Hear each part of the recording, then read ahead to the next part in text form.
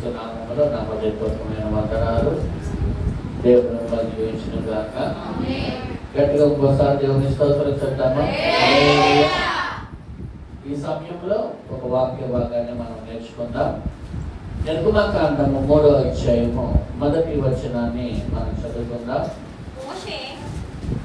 మోషే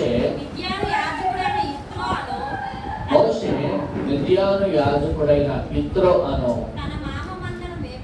తన మామ మందను మేపుచు ఆ మందను అరణ్యము అవతలకు తోలుకొని దేవుని పర్వతమైన హోరేబుకు వచ్చెను. హల్లెలూయా. ఇప్పుడు మోషే ఎవరు అంటే కనుక ఇశ్రాయేలు ప్రజలను విడిపించడానికి దేవుని చేత ఏర్పరచబడిన ఒక నాయకుడు. ఇశ్రాయేలు ప్రజలను విడిపించడానికి దేవుడు ఒక వ్యక్తిని ఏర్పరచుకొని ఐగుప్తుకి మొదటిగా మోషే ఎక్కడ ఉన్నాడంటే ఐగుప్తులోనే రాజకుమారుడిగా పెరిగాడు. తర్వాత మోషే ఐగుప్తుని విడిచి వెళ్ళవలసిన పరిస్థితులు వచ్చినప్పుడు ఆయన ఐగుప్తు విడిచి వెళ్ళిపోయాడు. వెళ్ళిపోయిన తర్వాత అక్కడ యిత్రో మిద్యాను యాజకుడైన యిత్రో అనే తన మామ మందను మేపుచు ఆ మందను అరణ్యము అవతలకు తోలుకొని దేవుని పర్వతమైన హోరేబుకు వచ్చాను. హల్లెలూయా. ఇప్పుడు మందను కాస్తూ ఉన్న మోషే మనకి కనబడుతూ ఉన్నాడు. మోషే జీవితంలో ఒక శ్రమ దినములు అనేవి ఆ కాలంలో వచ్చినాయి అన్నమాట. అప్పటి వరకు రాజకుమారుడిగా సకల సుఖభోగాలు అనుభవిస్తూ మంచిగా ఒక రాజకుమారుడుగా దర్జాగా కోరిన సుఖాన్ని లేదా కీర్తి ప్రఖ్యాతులతో పెరిగిన మోషే ఒక్కసారిగా ఆ రాజకుమారి యొక్క స్థానం నుంచి ఎలా మారిపోయాడంటే ఏమీ లేనివాడుగా లేదా ఏమీ లేనివాడుగా బయటికి వెళ్ళిపోవాల్సిన సందర్భం అనేది వచ్చింది. గుర్తుపెట్టుకోండి,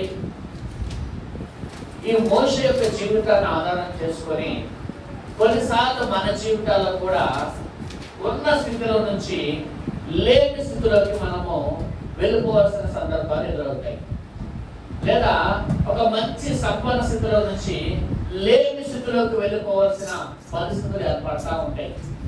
అయితే ఇక్కడ మోషే ద్వారా మనం నేర్చుకోవాల్సిన పాఠం ఏంటంటే మంచి స్థితిలోంచి సంపన్న స్థితిలోంచి లేని స్థితిలోకి వెళ్ళినా సరే మనం కృంగిపోయే వారంగా, మనం బాధపడే వారంగా, మనం దుఃఖపడే వారంగా ఉండకూడదని లేఖనం మనకి కొన్ని సత్యాలను మనకి నేర్పిస్తూ ఉన్నాయి. అది దేవుని ప్రణాళికలో ఒక భాగముగానే మనం ఎంచుకోవాలి. ఇప్పుడు మోషే కూడా ఎందుకు ఐగుప్తు నుంచి బయటకు వచ్చాడు అంటే కనుక అతనికి ఒక ట్రైనింగ్ పీరియడ్ అనేది అవసరమై ఉన్నది. ఇశ్రాయేలు ప్రజలను నడిపించే ఒక నాయకుడిగా అతను కొన్ని బాధ్యతలు చేపట్టాలి కనుక ముందుగానే ఒక ట్రైనింగ్ పీరియడ్గా ఇక్కడ గొర్రెల మందను మేపుతున్న ఒక అనుభవం అనేది దేవుడు అతనికి నేర్పిస్తూ ఉన్నాడు. హల్లెలూయా. గుర్తుపెట్టుకోండి, ఒక బాధ్యత మన మీద దేవుడు పెట్టేటప్పుడు కొన్ని పరిస్థితులు కూడా మనం నడిపిస్తూ ఉంటాడు. అలాంటి సమయంలో మనం బాధపడకూడదు, విరిగిపడకూడదు, కానీ దేవుని ఏర్పాటని దేవునిని మనం స్తుతించే వారంగా ఉందము గాక. హల్లెలూయా. అయితే ఇక్కడ అలాగ ఐగుప్తు నుంచి బయటికి వచ్చాడు. వచ్చి యిత్రో అనే ఒక మిద్యాను యాజకుడైన యిత్రో అని ఒక తన మామ యొక్క మందను మేపుచున్నట్లుగా ఇక్కడ మనకు కనబడుతుంది. అయితే మంద అనగా మనం ఏం సాదృశ్యంగా మనం నేర్చుకుంటే మోషే అనగా సేవకుని సాదృశ్యంగా ఉంటే మంద అనగా ఏమంటే సంఘములకు సాదృశ్యంగా ఉంది.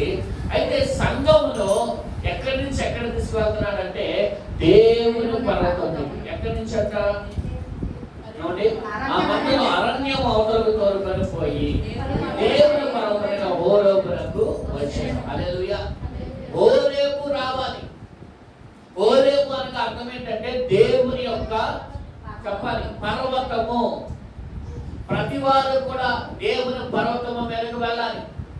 మన కీర్తనలో రాయబడిన మాట ప్రకారం 24గా మనం చదివింది, దేవుని యొక్క పరిశుద్ధ పర్వతమునకు ఎక్కదగిన వాడెవడు అని రాయబడిన ఒక మాటను మనం గమనిస్తే చూడండి, కీర్తన గ్రంథము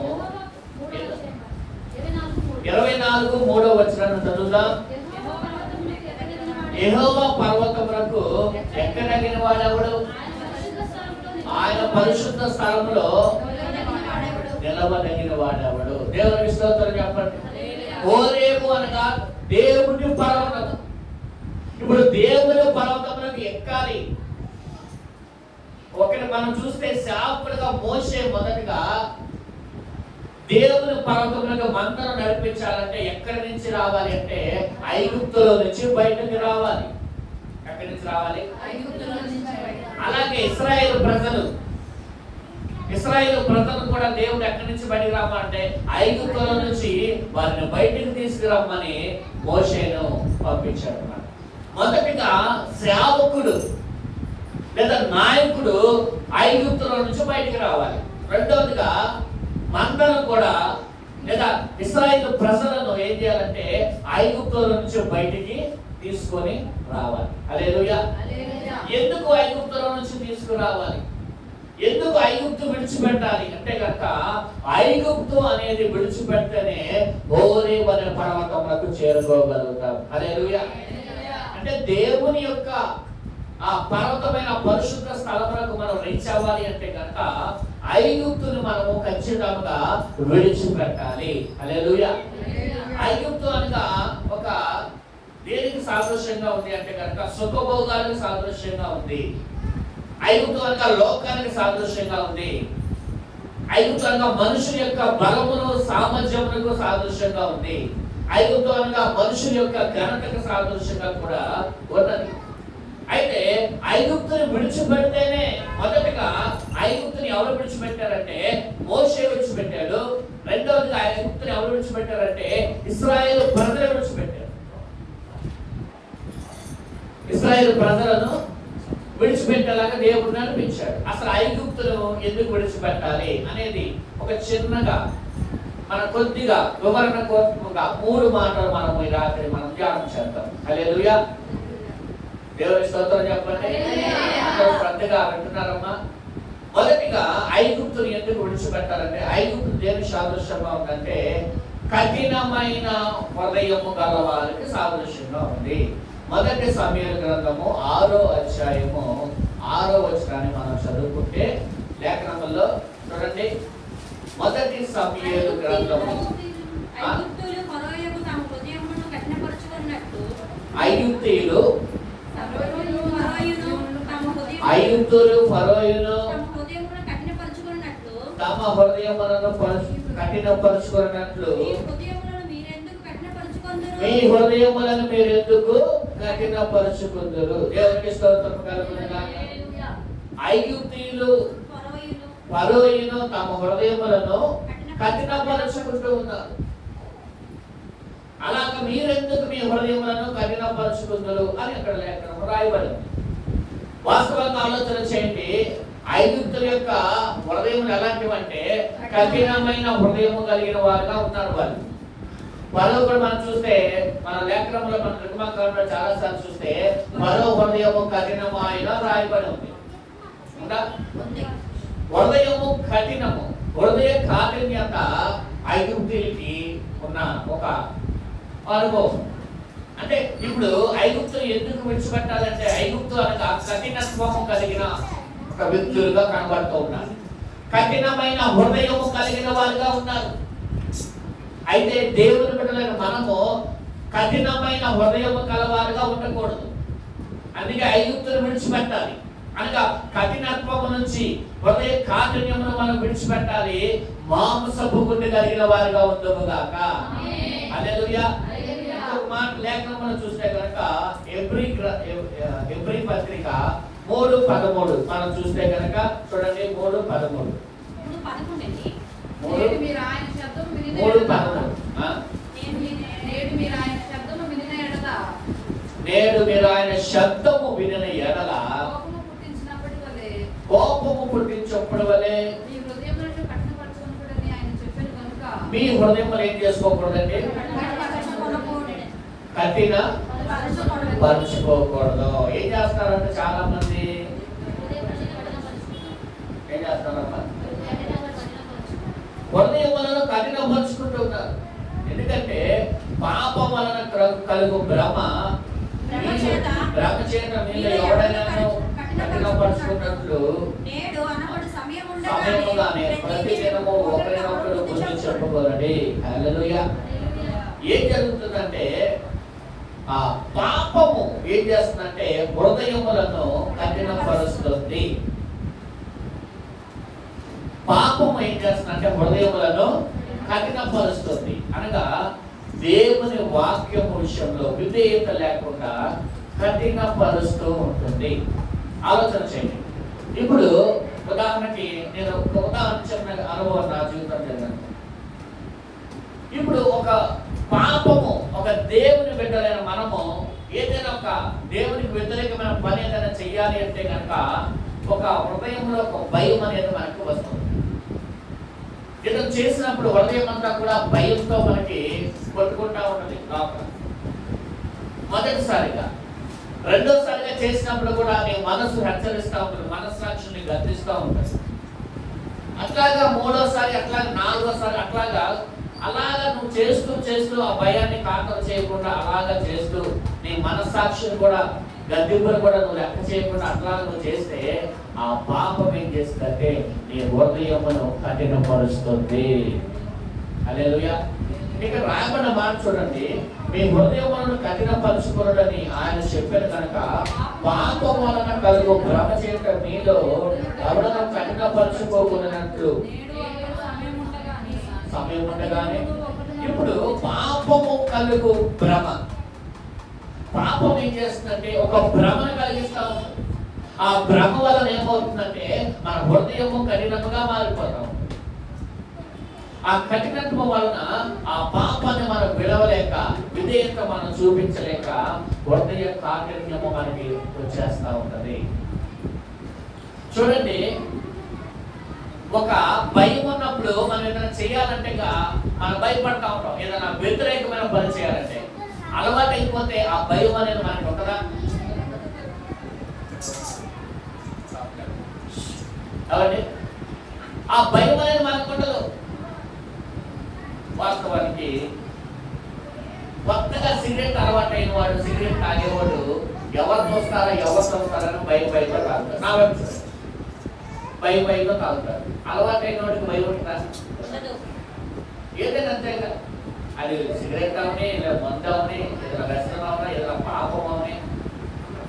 ఏమంటే చూడండి, పిల్లలు కూడా ఎప్పుడో ఒకసారి ఏం చేస్తారంటే ఏదైనా డబ్బులు మనకు తెలియకుండా ఏం చేస్తారంటే ఇంట్లో ఎవరు చూడకపోతే డబ్బులు తీసేస్తారు. ఒకసారి ఫస్ట్ లో తీసేటప్పుడు భయంతో అటు ఇటు చూసుకొని తీస్తారు. అదే అది తర్వాత ఎవరు చూడలేదనుకోండి, అలా 3-4 సార్లు తీసుకున్నా తనకు ఏమైపోతుందంటే ఆ భయం అనేది పోయి వారికి అలవాటు అయిపోతుంది. అంటే ఏమవుతుందంటే ఆ తప్పు లేదా ఆ పాపము కలుగు భ్రమ చేత హృదయములు ఏమవుతాయి అంటే కఠినపరచబడుతున్నాయి. చాలా మంది ఎందుకు వాక్యం వింటున్నారు కానీ నిజమైన మారు మనసు చాలా మందికి రావట్లేదంటే హృదయ కాఠిన్యము బట్టి, హృదయము కఠినమవుతున్న దాన్ని బట్టి చాలా మందికి ఏమవుతుందంటే విధేయత కలిగిన మనసు రావట్లా. అందుకని సమయం ఉండగానే మనం ఏం చేయాలంటే మన హృదయములను మనం ఏం చేసుకోవాలంటే దేవుని సన్నిధిలో కుమ్మరించుకోవాలి. అలా కుమ్మరించుకుంటే ఏమవుతుందంటే దేవుడిని క్షమించి ఒక పరిశుద్ధమైన జీవితాన్ని దేవుడు నేర్పించును గాక. ఐగుప్తు అనగా కఠినమైన మనస్తత్వం కలిగిన వారు, కఠినమైన హృదయం కలిగిన వారు. వారికి దయా దాక్షిణాలలో పక్క వారు ఏమన్నా బాధపడుతున్నారా, పక్క వాళ్ళని ఇబ్బంది పడుతున్నా అలా చూస్తూ ఉంటారు. కానీ చూడండి, ఐగుప్తు ఇశ్రాయేలు ప్రజలు ఎంతగా బాధించారంటే ఏమంటే దయా కరుణ జాలనది లేకుండా భయంకరంగా వాళ్ళతో వ్యక్తి చాకరీ చేయించుకున్నారు. బానిసలుగా వారిని చూశారు, భయంకరంగా వారిని హింసించారు. హల్లెలూయా. ఎందుకంటే వారి హృదయము కఠినత్వం కలిగిన వారు. కఠినాత్మలు ఉన్న చోట చూడండి, పక్క వారి గురించి కూడా వాళ్ళు పట్టించుకోరు. వాళ్ళు ఏమైపోతే నాకెందుకు అని ఆలోచన చేస్తారు. వాస్తవం కాదా? అందుకని ఐగుప్తును విడిచి వెళ్ళాలి అనే మాట దగ్గర మొదటిగా ఐగుప్తు యొక్క అనుభవం ఏంటంటే కఠినమైన హృదయం కలిగిన వారు. రెండవదిగా మనం చూస్తే కనుక, రెండవ మాట మనం చూస్తే కనుక నిర్మాకాండము 18:11. నిర్మాకాండము 18:11 చూడండి. ఐగుప్తులు గర్వించి ఇశ్రాయేలు మీద చేసిన దౌర్జన్యం బట్టి ఆయన చేసిన దాన్ని చూసి యెహోవా సమస్త దేవతల కంటే గొప్పవాడని ఇప్పుడు నాకు తెలిసాను. హల్లెలూయా. ఐగుప్తులు గర్వించి, రెండో మాట ఐగుప్తులు అనగా ఐగుప్తు అనుభవం, రెండోదిగా గర్వము. ఏంటంటే మొదటి మాట చెప్పండి, హృదయ కాఠిన్యము, హృదయము కఠినత్వము కలిగిన వారు. రెండోదిగా గర్వము గలవారు. వాక్యాలు మనకు చాలా మంది నేర్పించబడుతుంది. నాశనానికి ముందు ఏం నడుస్తుందంట? నాశనం అయిపోయే ముందు ఏం నడుస్తుంది? గర్వం. గర్విష్ఠుడు దేవుడు ఏం చేస్తాడంట? గట్టి వేపిస్తాడు. రాయబడదు వాక్యం. నెబుకద్నెజరు దేవుడు ఏం చేశాడు? నా బలము నా సామర్థ్యం అని ఎప్పుడు కూడా మనం అనుకోకూడదు. అర్థమైందండి? గర్వం ఎప్పుడు చేరు చేసుకుంటుందంటే ఏదో మనం కొంచెం కొంచెం మనం కలిగిన వారిగా ఉన్నప్పుడు, లేదా కొంత దేవుని బట్టి హెచ్చింపబడినప్పుడు, లేదా కొంత మనకి ఏదైనా ఒకటి వచ్చినప్పుడు మనలో గర్వము చోటు చేసుకుంటుంది. లూసిఫర్ గర్వము వలన, హృదయంలో గర్వించిన వలన దేవుడు ఎక్కడ పంపించాడట? భూమి మీదకి తోసివేశాడు. ఎక్కడ తోసివేశాడు? లూసిఫర్ తన దూతలను దేవుడు భూమి మీదకి తోసివేశాడు. అంటే దేవుడు ఇచ్చిన ఘనతను బట్టి ఆ ఘనతను ఘనతగా అనుకోకుండా నేను దేవుడితో సమానమైన హృదయంలో అనుకోవడాన్ని బట్టి, హల్లెలూయా, ఏదైనా దేవుడు మనకి ఏదైనా మనం పొందుకున్నామంటే నవీచుడాలందరూ కూడా అది దేవుని యొక్క కృప తప్ప మరేమీ కాదు. హల్లెలూయా. మీరు పాట పాడినా, ప్రార్థన చేసినా, వాక్యము చెప్పినా, సాక్ష్యము చెప్పినా, ఏది జరిగినా అది దేవుని కృప వలనే. హల్లెలూయా. అంతేకాని మన బలము, మన సామర్థ్యం, మన జ్ఞానము ఎంత మాత్రమో కాదు. హల్లెలూయా. గర్వము ఐగుప్తుల యొక్క అనుభవము. దేవుని బిడ్డల అనుభవం ఏంటి తెలుసా? తగ్గింపు. చెప్పండి. గర్వములకు ఆపోజిట్ ఏంటి? తగ్గింపు. తను తాను తగ్గించుకున్న వారు హెచ్చింపబడతారు. దేవునికి స్తోత్రము కలుగును గాక. తగ్గింపు గురించి మనం సాదృశ్యంగా మనం నేర్చుకుంటే యేసు ప్రభువుని మనం సాదృశ్యంగా తీసుకోవాలి. ఫిలిప్పీయుల పత్రికలో మనం చూస్తే అక్కడ కనబడుతుంది కదా. ఫిలిప్పీయుల పత్రిక 3:5 మనం చూడండి. క్రీస్తు యేసు కలిగి మనసును మీరు కలిగి ఉండి, ఆయన దేవుని స్వరూపము కలిగి ఉండి దేవునితో సమానమైన ఎంచుకోలేదు కానీ 2:3 ఫిలిప్పీ రాసిన పత్రిక 2:5 చూడండి.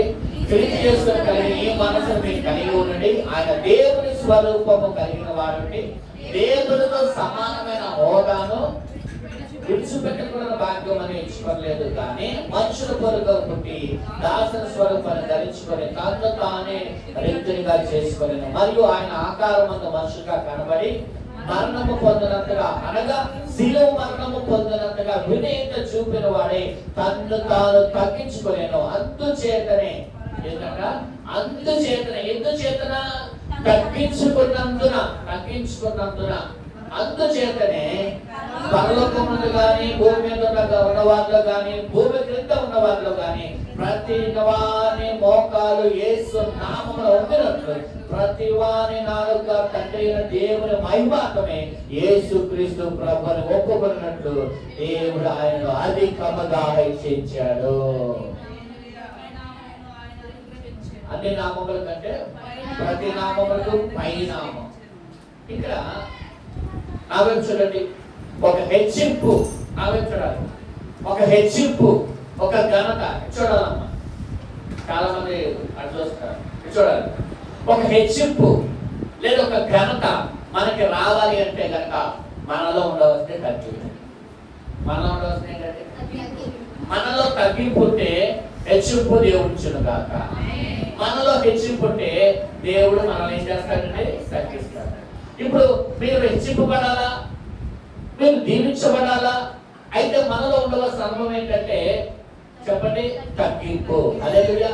ఆయన దేవుడై ఉండి కూడా తన దైవత్వాన్ని విడిచిపెట్టాడు, తన మహిమను విడిచిపెట్టాడు, పరలోకాన్ని విడిచిపెట్టాడు, రెత్తులుగా భూమి మీదకి వచ్చాడు, మనుషుల పొలకగా పుట్టి దాసుల స్వరూపాన్ని ధరించి తను తాను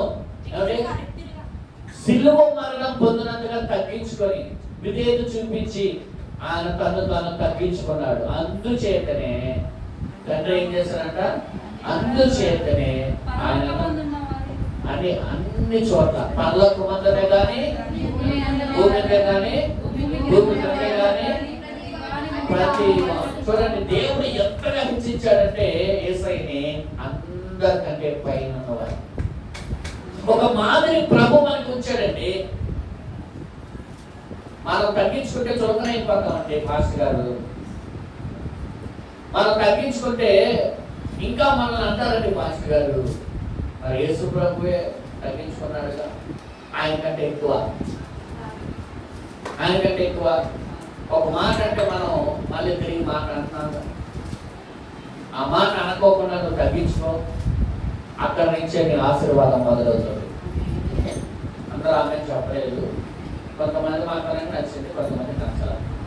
వాక్యం అక్షరాల ఖచ్చితంగా నెరవేర్చబడుతుంది. నువ్వు తగ్గించుకుంటావు దేవుడు చూసినప్పుడు, ఆయన దృష్టిలో నువ్వు తగ్గించుకున్నట్టు దేవుడు చూస్తే ఖచ్చితంగా నీకు హెచ్చిపోతుంది. దేవుని స్తోత్రం చెప్పండి. హల్లెలూయా. ప్రతి అవమానము, ప్రతి తగ్గింపు, ప్రతి బాధ నీకు దేవుడు తర్వాత దానికి ఘనతగా మార్చును కాక. అందుకని మొదటగా మనలో ఉండవలసిన ఒకటే తగ్గింపు. ఆలలో ఉండేది ఐగుప్తు అనగా గర్వము. అందుకే పౌలు అంటాడు, నేను ఆ దేవుడు నాకు ఇచ్చిన అధికమైన కృపను బట్టి నేను హెచ్చిపోకుండా ఉన్నట్లు దేవుడు దీన్ని నాకు ముళ్ళుగా ఉంచాడు. ఎలా ఉంచాడంట? ముళ్ళుగా ఉంచాడు.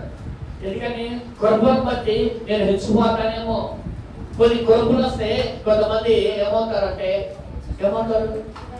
గర్వం వాళ్ళలో వచ్చేస్తుంది. కొంతమంది ఏమంటే ఫస్ట్ లో బాగానే ఉంటారు, కొంత ఆశీర్వాదం రాగానే, కొంత దీవించబడగానే వారిలో గర్వం చోటు చేసుకుంటుంది. జాగ్రత్త. మన జీవితం అంతా కూడా మనం ఎప్పుడు కూడా గర్వము మనలో రాకుండా మనము జాగ్రత్తగా మనం కాపాడుకుంటాము గాక. హల్లెలూయా. గర్వము ఎన్నడూ దేవుని బిడ్డలో ఉండకూడదు. ఎందుకంటే నీ హెచ్చింపుకి అదే ఆటంకంగా మారిపోతుంది, నీ దేవునికి అదే అడ్డుబండిగా మారిపోతుంది. దోషులకు ప్రతి దోషులు చేయకూడదని మనం నేర్చుకున్నాం, అవునా కదా? నీలో ఉన్న తగ్గింపే నీ ఆశీర్వాదానికి నిచ్చెనలాగా ఉపయోగపడుతుంది. నీలో ఉన్న తగ్గింపే నీ ఆశీర్వాదానికి నిచ్చెనలాగా ఉపయోగపడుతుంది. మనం చాలా సార్లు ఆ నిచ్చెన ఎందుకు ఎక్కలేకపోతున్నాం, ఆశీర్వాదం ఎందుకు మనం పొందుకోలేకపోతున్నాం అంటే మనలో ఆ తగ్గింపు లేదేమో, ఆ తగ్గింపు మనసు మనకు రావట్లేదేమో. ఒకసారి మీరు ఎవరైనా సరే మిమ్మల్ని నిందించినప్పుడు కానీ, దూషించినప్పుడు కానీ, లేదా మీకు ఎవరైనా కీడు చేసినప్పుడు కానీ యేసు ప్రభువు ఒకసారి ఆ సమయంలో మీరు గుర్తు తెచ్చుకుంటే కనుక ఖచ్చితంగా మీరు తగ్గింపు కలిగిన మనసు మీకు వస్తుంది. హల్లెలూయా. మూడో మాటగా మనం చూస్తే కనుక చూడండి, ఒకటి చెప్పండి, ఒకటి కఠిన హృదయము, హృదయ కాఠిన్యము, రెండు గర్వము. మూడోదిగా మనం నేర్చుకుంటే కనుక సంఖ్యాకాండం 20:15. సంఖ్యాకాండము 20:15. ఒక్క నిమిషం. సంఖ్యాకాండము 20:15 చదవండి. మా పితరులు ఐగుప్తునికి వెళ్ళిరి, మేము చాలా దినములు ఐగుప్తులో నివసించితిమి.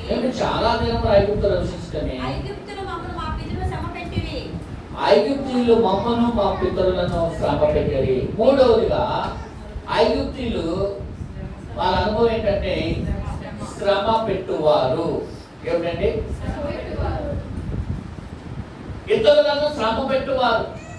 ఇప్పుడు ఐగుప్తును మనం విడిచిపెట్టాలంటే ఒకటి కఠినమైన హృదయం మనలో ఉండకూడదు, గర్వం మనలో చోటు చేసుకోకూడదు. మూడోదిగా ఇతరులను మనము శ్రమ పెట్టకూడదు. దేవుని స్తోత్రం చెప్పండి. మన ద్వారాగా ఎదుటివారు బాధపడే పరిస్థితి మనం తీసుకురాకూడదు. నీ ద్వారాగా లేదా మన ద్వారాగా నాకు చెప్పిన అందరూ కూడా చూడాలందరూ మన ద్వారా ఇంటి వారికి మేలు తప్ప కీడు జరగకూడదు. మన ద్వారాగా వాళ్ళు మేలు పొందుకోవాలి కానీ కీడు అనేది అన్నట్టు కూడా పొందుకోకూడదు. అర్థమైందండి? ఎందుకంటే మనము దేవుడు మనం ఎలా పోల్చాడు? ఉప్పుతో పోల్చాడు. ఎలాగా? ఉప్పు గురించి మీకు చాలా సార్లు చెప్పారు. అయితే ఇంకో మాట, మనం ఎలా ఉండాలి అంటే కనుక 1 పేతురు 4:16 వచనంలో ఒకసారి చదవండి. 4:16. ఎవడైనాను క్రైస్తవుడైనందున బాధ అనుభవించిన ఎడల అతడు సిగ్గుపడక ఆ పేరును బట్టి దేవుని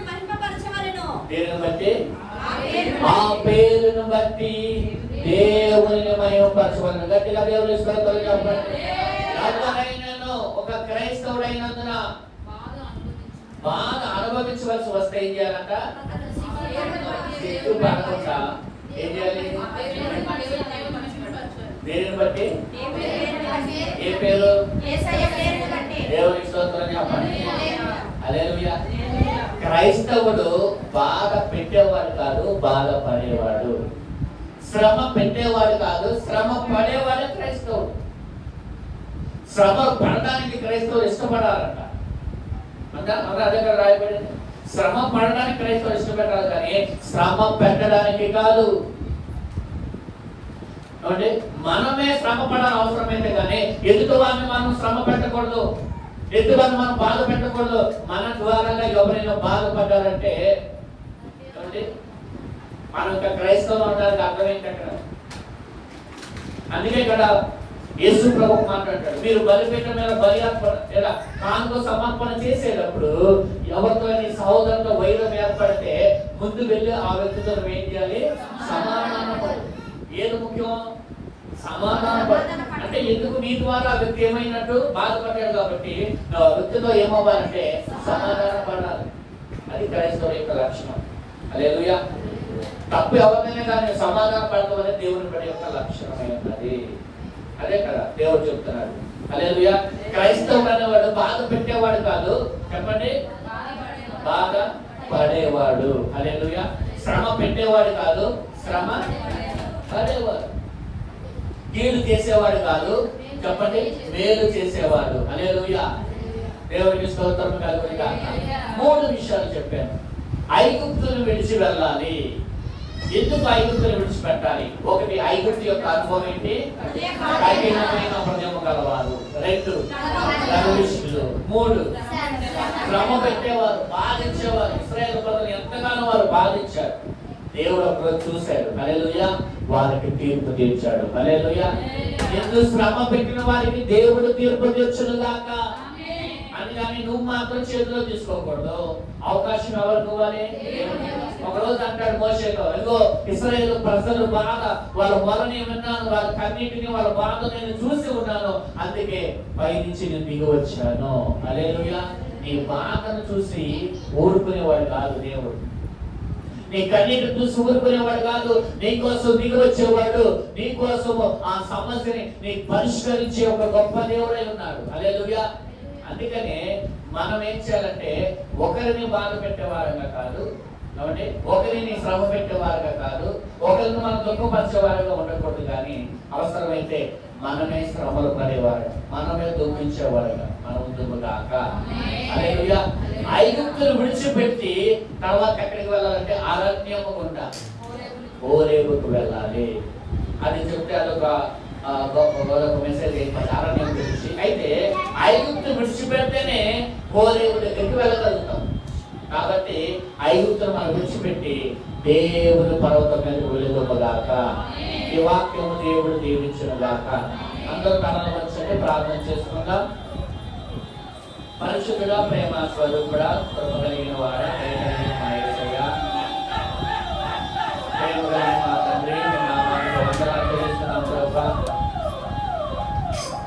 ఈ రాత్రి ప్రభా నాయన ఐగుప్తును విడిచిపెట్టాలి. ఐగుప్తును విడిచిపెడితేనే హోరేబులకు వెళతాం. దేవుని పర్వతం, అయ్యా నీ పర్వతం మీదకి ఎక్కాలంటే, నీ పరిశుద్ధ పర్వతం మీద మేము రావాలంటే ఐగుప్తును విడిచిపెట్టాలి. ఐగుప్తు అనేది 3 మాటలు నేర్పించాడు ఆయన: కఠినత్వము, గర్వము, ఎదుటి వారిని బాధించి శ్రమ పెట్టే మనస్తత్వం. ఈ 3 మాటలు లేకుండా వీటిని విడిచిపెడితేనే నీ దగ్గరికి నేను చేరుకోగలను. కాబట్టి ఈ వాక్యం అన్న ప్రతి బిడ్డ ఎవరైతే ఈ వాక్యం అంటున్నారు, ఈ రాత్రి దేవుడు నీతో మాట్లాడుతున్నాడు. నీలో ఈ 3 ఏదైనా ఉన్నట్లయితే, కఠినమైన హృదయం ఉందా, లేదా గర్భం నీలో ఉందా, లేకపోతే ఎదుటి మనం బాధించే మనస్తత్వం ఉందా, ఇవి తీసేసుకొని దేవుని పర్వతమైన హోరేబు దగ్గరికి చేరుకోవాలని దేవుడు మాట్లాడుతూ ఉంటాడు. ఈ రాత్రి ఏముంటుందా, ఈ వాక్యం వినుకుడులో దీవించబడదు కాక, ఆశీర్వాదానికి వారసులుగా మీరు పిలువబడ్డారు. కానీ దోషంకు ప్రతి దోషం, కీడుకు ప్రతి కీడు చేయవారుగా ఉండకూడదని పేతురు పత్రికలో చెప్పినట్లుగా మనందరం కూడా దీవించబడుతున్నారు. ఈ వాక్యం వినుకుడులో హృదయంలో ఫలించబడి, దీవించబడి, వర్ధల చేయబడిన వచ్చిన బిడ్డలందరూ దీవించండి. వాక్యం బిడ్డలందరూ దీవించి ఆశీర్వదించి ఆశీర్వాదానికి వారసులుగా చేయమని యేసుక్రీస్తు నామములో ప్రార్థించి నా పరమ తండ్రి. యేసు రక్తమే సిలువ రక్తమే ప్రవేశ నామముకే సంపూర్ణమైన విషయం కలుగును గాక. ఆమేన్. మన తండ్రి అయిన దేవుని ప్రేమ, కుమారుడైన క్రీస్తు కృప, పరిశుద్ధాత్మని సన్నిధి సహవాసం పురుగొచ్చిన మనకు భూమి మీద సకల పరిశుద్ధులు తోడే నడిపించును గాక. అందరికీ వందనాలు. రేపు